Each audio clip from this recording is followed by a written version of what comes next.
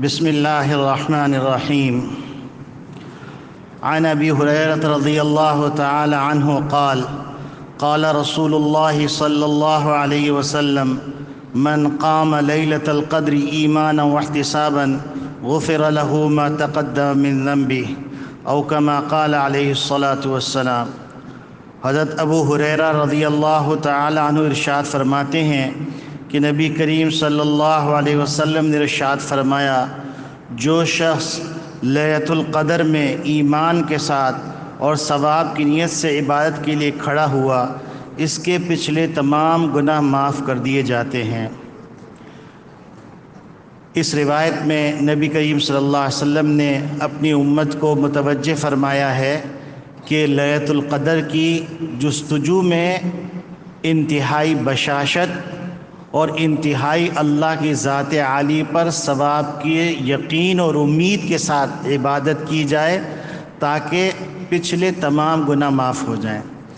پچھلے گناہ عمل سے جو معاف ہوتے ہیں وہ صغیرہ گناہ ہوتے ہیں، لیکن اگر اس کے ساتھ توبہ استغفار شامل ہو جائے گی تو اس صورت میں اللہ تعالیٰ کبیرہ گناہ بھی معاف فرما دیں گے۔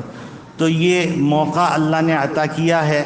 کل پہلی طاق رات ہوگی تو انشاءاللہ ثم انشاءاللہ اللہ رب العالمین سے ہم اپنے تمام صغیرہ کبیرہ سب گناہ معاف کروا لیں گے۔ اس بات کا یقین رکھیے کہ اللہ معاف کرنے والے ہیں۔ اور کیوں معاف نہ کریں کہ اللہ میں کہہ رہے ہیں ادعونی استجب لکم، تجھ سے مانگو میں تمہیں عطا کروں گا، میں جواب دوں گا۔ تو یہ کیسے ممکن ہے کہ ایک سخی جو ہے کہے مجھ سے مانگو اور پھر کہ میں نہیں دے رہا؟ تو پورے یقین کے ساتھ اپنے تمام گناہوں کا استحضار کر کے اپنے ذہن میں ایک فہرست بنا لیں کہ میرے یہ گناہ ہے۔ ہر آدمی اپنے بارے میں جانتا ہے، تو ان گناہوں کا ایک تو اجمالی توبہ ہوتی ہے، ایک تفصیلی توبہ ہوتی ہے۔ تو پہلی طاق رات میں ہم تفصیلی توبہ کر لیں، پھر بعد میں بھلے اجمالی توبہ کرتے رہیں۔ اللهم صل على سيدنا ونبينا وشفيعنا وحبيبنا ومولانا محمد وعلى آله وصحبه وبارك وسلم۔ اللهم احسن عاقبتنا في الأمور كلها وأجرنا من خزي الدنيا وعذاب الآخرة۔ اللهم إنا نسألك عيشة نقية وميتة سوية ومردا غير مخزي ولا فاضح۔ اللهم إنك عفو تحب العفو فاعف عنا۔